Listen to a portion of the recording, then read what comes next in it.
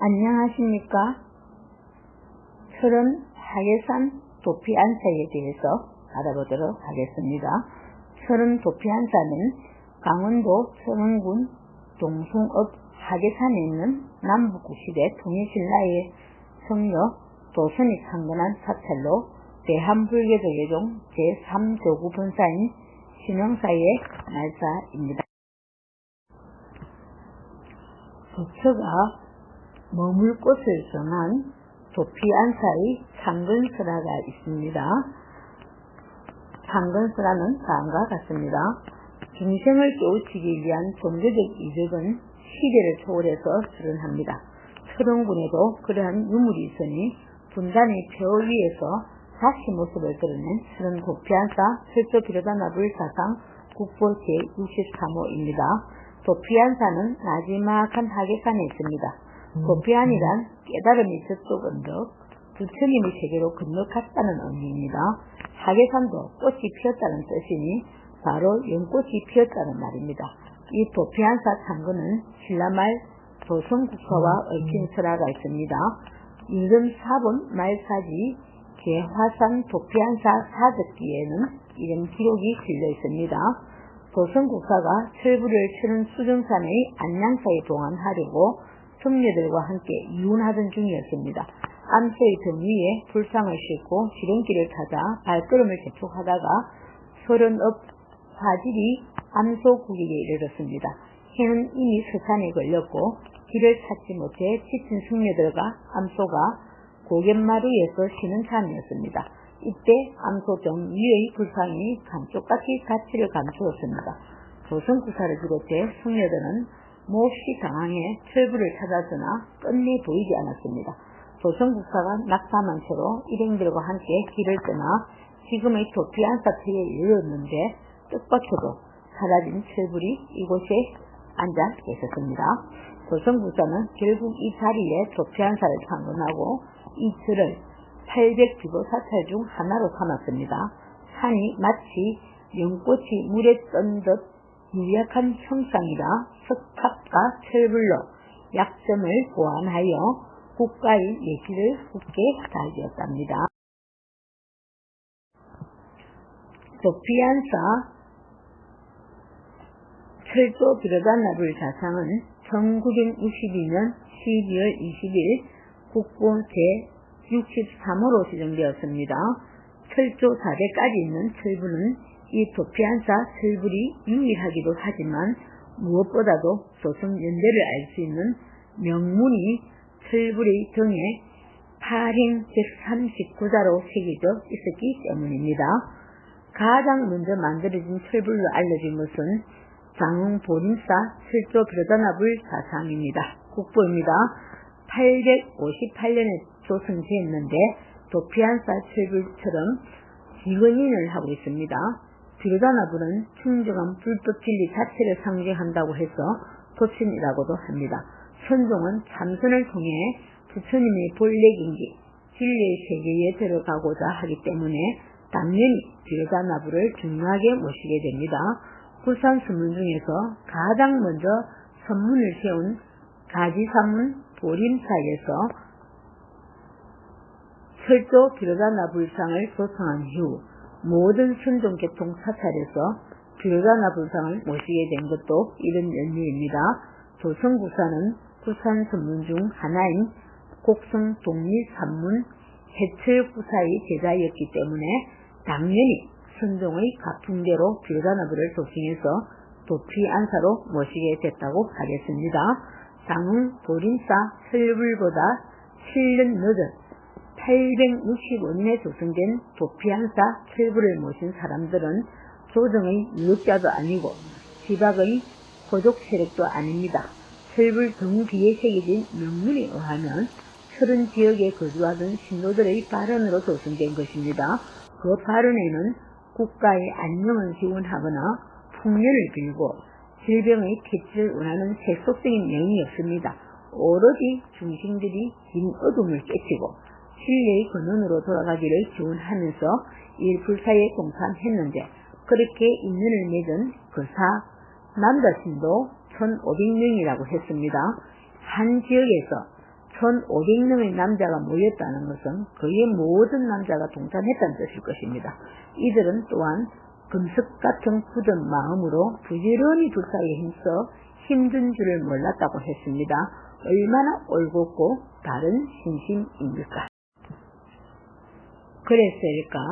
도피안사 철불은 높이가 91cm에 불과합니다. 불상의 크기에서 오는 위험이나 거리는 전혀 느끼지 않습니다. 평이하고 친근한 민간인의 인상을 풍기면서도 허리를 고치세우고 당당히 앉아있는 모습은 기계 있는 천사의 풍모와 오브랩됩니다. 이 모습이 당시 어지러운 난세를 살아가던 천원지방의 백성들이 참된 수행의 길을 걷고자 발언했던 모습은 아니었을까.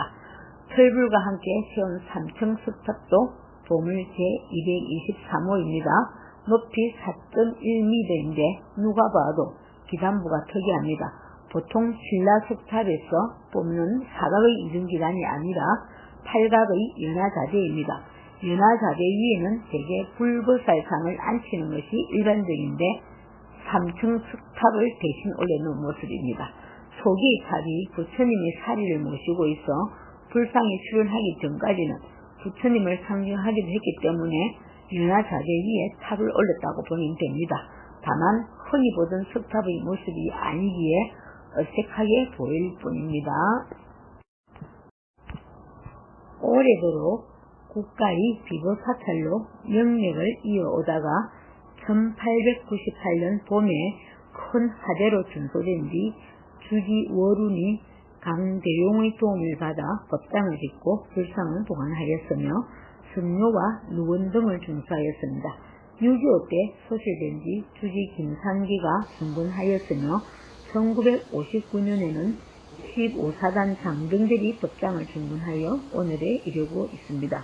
현존하는 당운호는 법당과 여사체가 있으며 문화재로는 창건 당시 소승된 1962년 12월 20일 국보 제63호로 지정된 철조 비로자나불 자상과 1963년 1월 21일에 보물 제223호로 지정된 3층 석탑이 있습니다. 도피안사 3층 석탑은 보물 제223호로 1963년 1월 21일에 지정되었습니다. 도피안사 3층 석탑은 법당 앞에 세워져 있는 탑으로 2단의 기단 위에 3층의 탑신을 올린 모습입니다.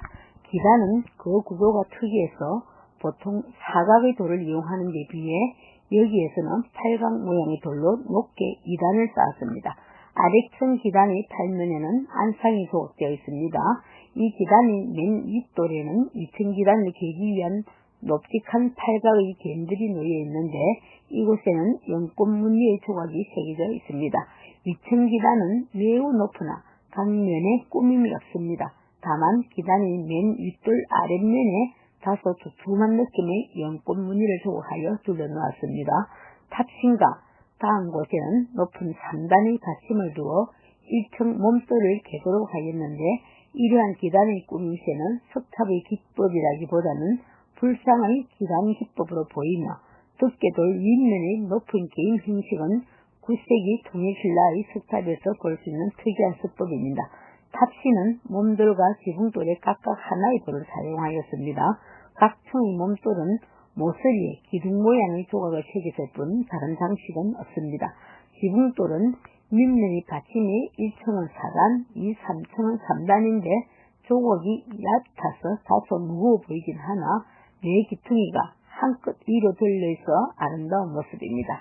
기단의 꾸밈새에서 보이는 특이한 양식, 지붕돌 받침이 4단, 3단으로 1층지 않은 점 등이 통일신라에서 고려로 넘어가는 가도기적 모습임을 보여주고 있습니다.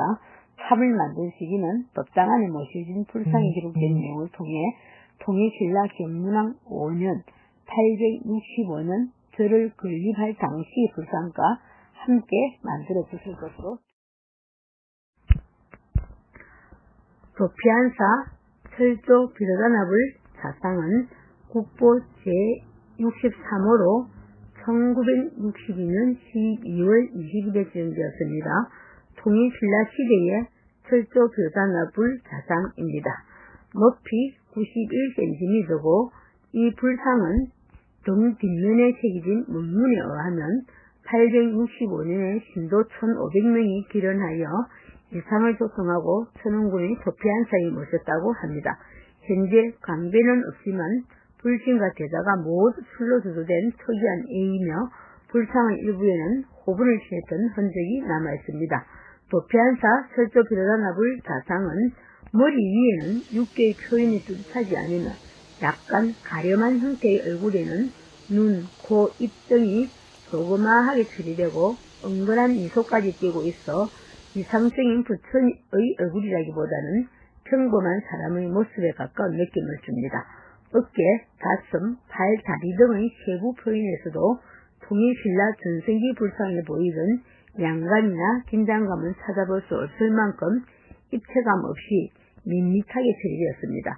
통견의 버비는 타원형으로 길게 늘어져 가슴이 많이 드러나 있으나 매일을 걸치지 않았으며 옷주름은 일정한 간격을 두고 평형으로 흘러내리면서 도식적인 여러 층의 탄을 이루고 있습니다. 가슴 앞의 두 손은 기근인을 취하고 있으며 불신에 비해 손이 유달리 작은 편입니다. 대자는 통일신라 시대에 유행한 전형적인 팔각 연화자로서 깃꽃이 있는 화대의 복면석 위에 팔각 중석을 얹고 다시 간판의 악년석을 올려놓았습니다. 이 불상은 비슷한 시기에 제작된 보림사 철조 비로자나불 자상은 859년, 축석사 석도 비로자나불 자상은 867년과 함께 통일신라 말의 대표적인 비로자나불 자상 중 하나로 새로운 양식적 요소를 보여주는 중요한 상입니다. 또한 이 상이 1500여 명에 달하는 일반 신도들의 발언에 의하여 조성되었다는 사실은 9세기 이후에 신라불교가 지방으로 확산되면서 대중화되는 신앙 형태의 한 양상을 보여준다고 할 수 있습니다. 비로자나 부처님은 어떤 부처인가? 우리 해운대 반야선언의 주불도 비로자나 부처님이십니다. 그런 의미에서 비로자나 부처님에 대해서 좀 더 구체적이고 확실하게 알아보도록 하겠습니다. 비로자나 부처님은 보통 사람의 육안으로 볼 수 없는 강명의 부처님을 의미하는 신앙대상 법신불. 이 부처님은 보통 사람의 육안으로는 볼 수 없는 강명의 부처입니다. 범어로 바이로 산하를 음력하여 비로자나라고 합니다. 법신은 빛가리는 형상이 없는 우주의 본체인 진멸실상을 의미하는 것입니다. 주석이를 보면 됩니다. 이 부처를 신이라고 하였을 망정 평범한 색신이나 생신 아니며 갖가지 몸이 이것을 근거로 나오게 되는 원천적인 몸을 뜻합니다. 주석 2는 색신, 주석 3은 생신을 말합니다. 이 부처님을 형상화시킬 때는 천엽 연하의 잔상에 결가부자를 하고 앉아 왼손은 무릎 위에 놓고 오른손은 가볍게 들고 있습니다. 불상의 하대 주위에 피어있는 1000개의 꽃잎 하나하나가 백억의 국토를 포인한 것으로 이 부처님이 있는 세계의 공정무량함과 강대장엄함은 헤아릴 길이 없음을 조형하고 있습니다. 또 큰 연하로 이루어져 있는 이 세계 가운데는 우주의 만물을 모두 간직하고 있습니다. 하여 흔히 연화장 세계 주석 4를 보면 됩니다. 이 연화장 세계의 교주는 곧 삼천대천 세계의 교주이며 우주 전체를 총괄하는 부처가 되는 것입니다. 이는 비로자나 부처님이 허공과 같이 끝없이 크고 넓어 어느 곳에서나 두루 가득 차 있음을 상징적으로 나타낸 것입니다. 경전상으로 볼 때 비로자나 불은 함경의 교주입니다. 석가모니 불은 응신으로 삼고 있는 비로자나 불은 때와 장소 및 사람 등에 따라 가변적으로 그 모습을 나타내고 있습니다. 주석 5를 보시면 됩니다. 미혹에 결박된 사람의 눈에는 보이지 않지만 일심으로 생각하고 맑은 믿음으로 의심하지 않으면 어디에서든지 그를 만날 수 있다고 합니다.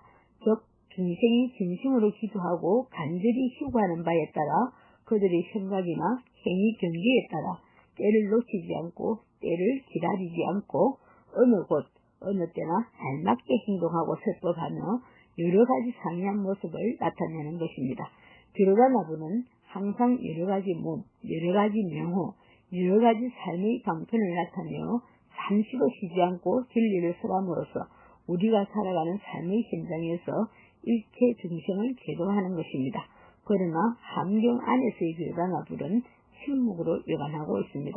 석가모니불이 보리수 아래서 깨달음을 이루자마자 비로자나불과 일체를 이루게 되며 그 깨달음의 세계를 보현보살을 비롯한 수많은 보살들에게 비로자나불의 무량한 강명에 의지하여 설법하는 형식을 취하고 있습니다.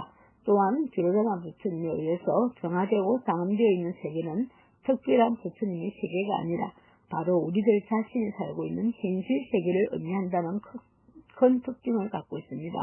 이 세계 속에 있는 우리가 법신불인 비로자나불에게 예배하고 기순종함으로써 부처님의 지혜 속에서 현실계의 상황을 스스로의 눈에도 비치도록 하는 것입니다.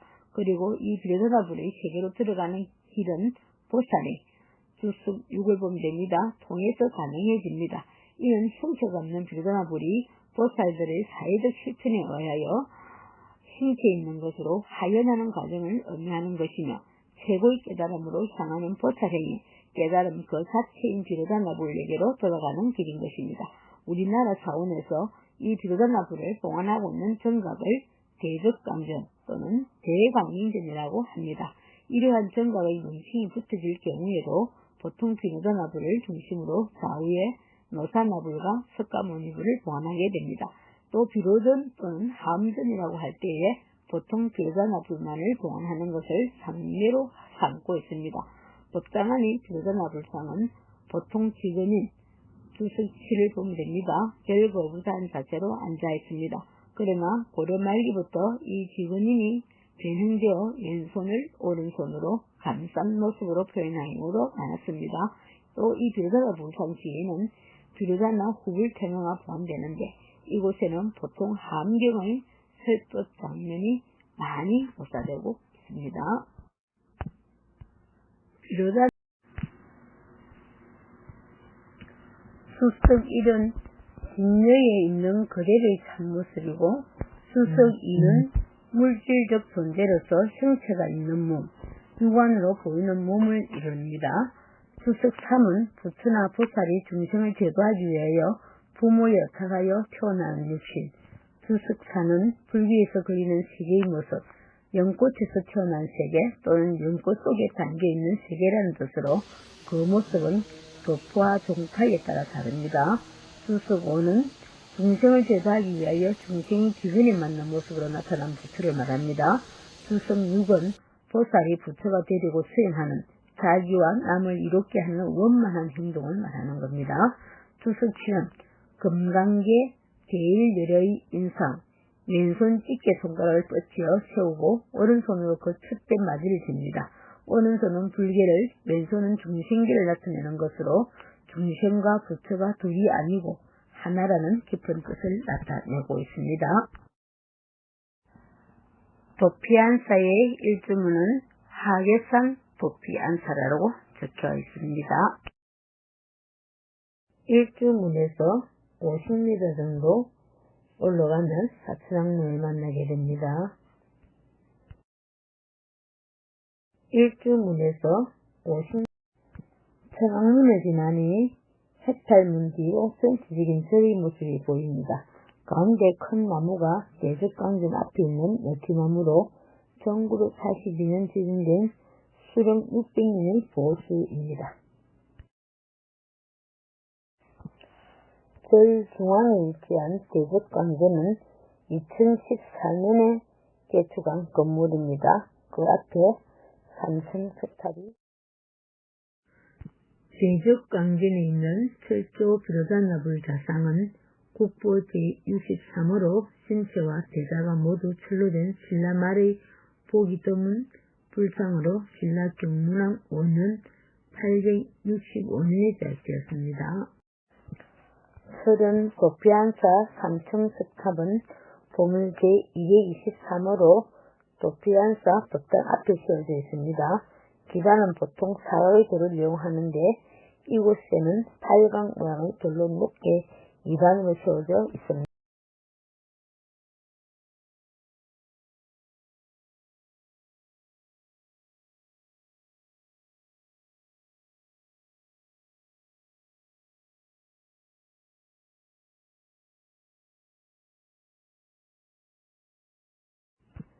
대중성전 앞에 있는 너티나무는 1942년 지정된 수령 600년의 보수입니다. 보수 아래에는 약속터가 도피안사는 1919년 9월 철원의 애국기사들이 항해 임시정부의 활동을 지원하기 위해 대한독립애국단의 철원 지부를 결성한 곳이기도 합니다. 도피안사는 철원의 항일운동이면서 초기 인정의 국내활동과 밀접한 관련이 있는 철원 애국단의 제2장소였기에 역사적 의미가 있는 절이기도 합니다. 도피안사는 6.25 남침으로 인해 파괴되어 우리 민족의 아픔을 지닌 절이지만 그나마 철도 들어가나불 가상과 3층 석탑이 남아있어 신라시대의 흔적을 엿볼 수 있는 절입니다.